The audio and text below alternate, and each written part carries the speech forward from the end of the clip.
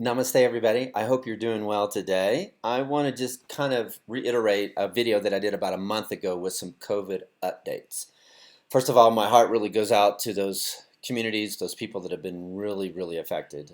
From the data that I've found, it's really in high population areas that have been affected the most. Hence, why my wife and I have been looking at even more remote areas of Colorado. We've looking in two counties.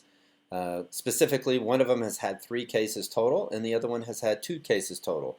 I realize that if you have the opportunity to kind of isolate yourself or give yourself the opportunity to be in a different environment, that this is really a great time maybe to do it.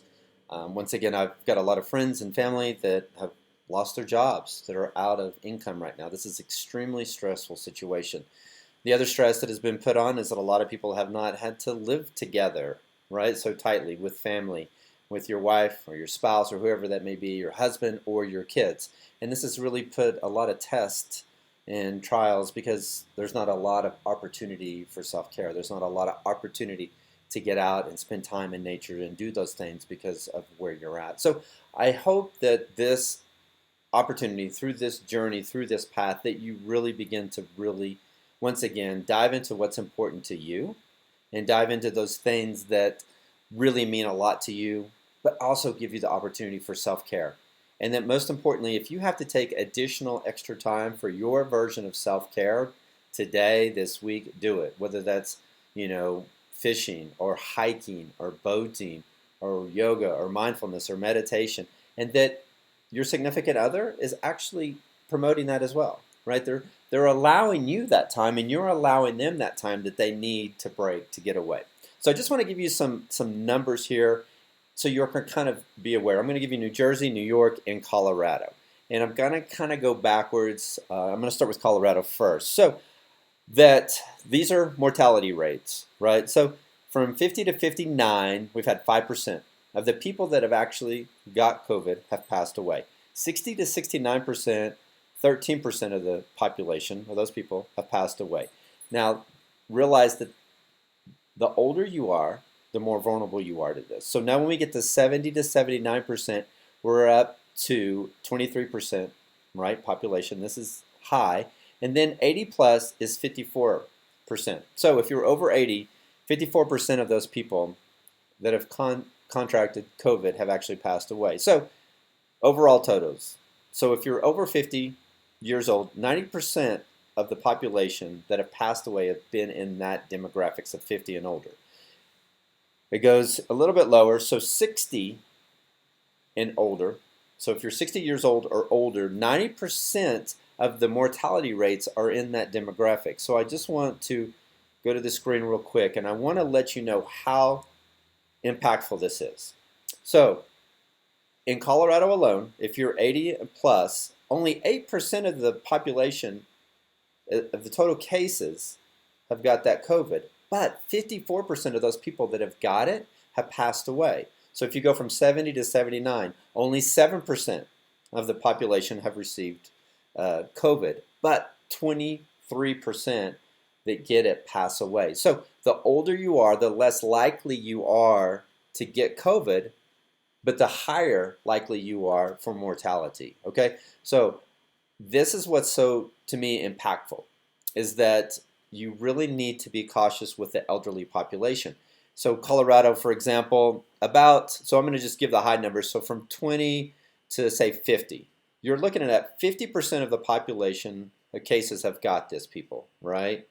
But I'm doing the math in my head, but you're looking at about 4% of those people that got it in that population have passed away, where over about 80% of the people from 70 plus have passed away.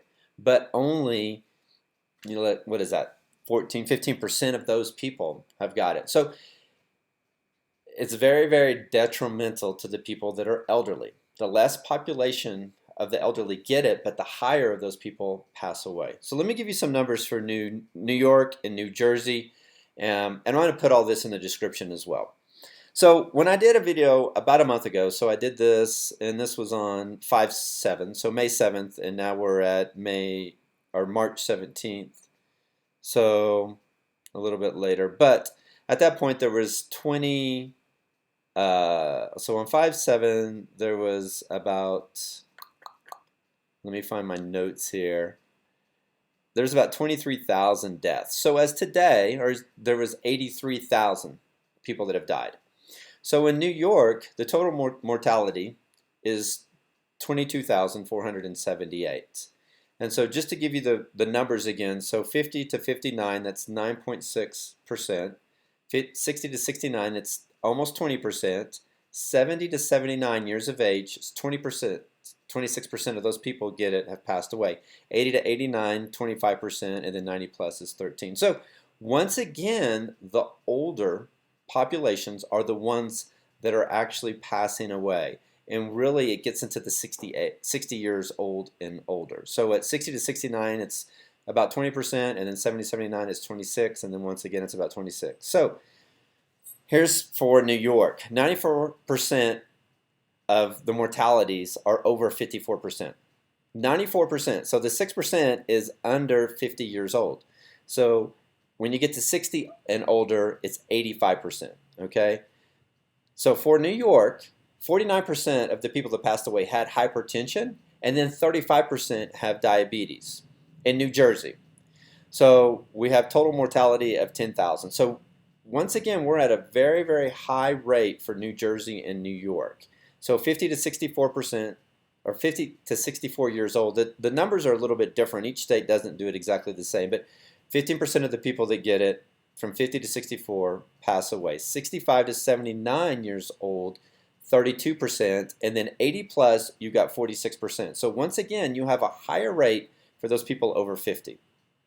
Once you get over 60, it's even higher. So you're up to over half of the deaths are almost at 80% right there. So 93% or 93% chance of mortality if you're over 50, right? 78% chance of mortality if you're over 65. So once again, it's the higher number is a direct correlation with the age. So this is crazy numbers because actually the older people have they've got it a lot less, right? So they're more, it's like inversely, indirectly proportional. So older population, less population have actually got COVID, but their rate of mortality is extremely high, right? So in New Jersey, 50% of the people that have passed away have cardiovascular disease, and then 44% have diabetes. So to give you the total numbers from New Jersey and New York, that's 32,727 people. That's 39% of the total mortality rate in the United States. So I'm kind of eager to see how this all pans out. I definitely think it has to be environmental, right? There's places out there that have very, very little rate. There's places that have more. I'm just wondering, the population. So the more dense the population, the more elderly you are, the higher at risk you are. So take that into consideration when you're doing your activities and when you're looking at everything else. And if there's somebody that's elderly, please, do what you can to take care of those people. Somebody in your community, reach out to them, and if they need anything, just reach a helping hand. I love you guys. I hope you have an amazing day. I hope this information was informative and not too confusing, but I just wanted to give an update from what I did about a month ago. I love you. Have a great day.